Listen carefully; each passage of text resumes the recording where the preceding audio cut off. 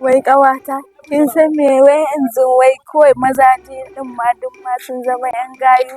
Sai dai mu bi su wurin su ba za su iya zuwa wurin mu. Kalla fa da sai dai muna tafiya fa ana bi ana tsare mu ma sai mun ga dama tsayawa amma wai yanzu ma wai mazan ma mu za mu je mu same ni gaskiya ba zan iya wannan abun ba shi yasa kawai dai na ga dama rakaki ne wallahi in ba da haka ba ni ba zan iya zuwa wurin namiji ba.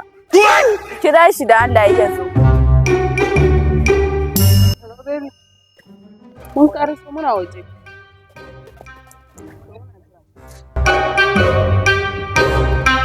Shi ma ya sauri ya zo ni na fagaci.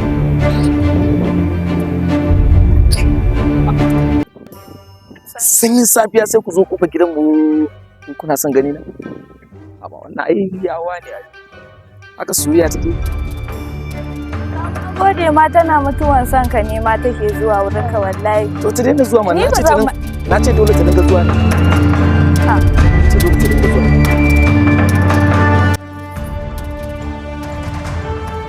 Yes. Me kuke kallo? Sai ka zo a wurin da yake jama'a. Mu dai bari.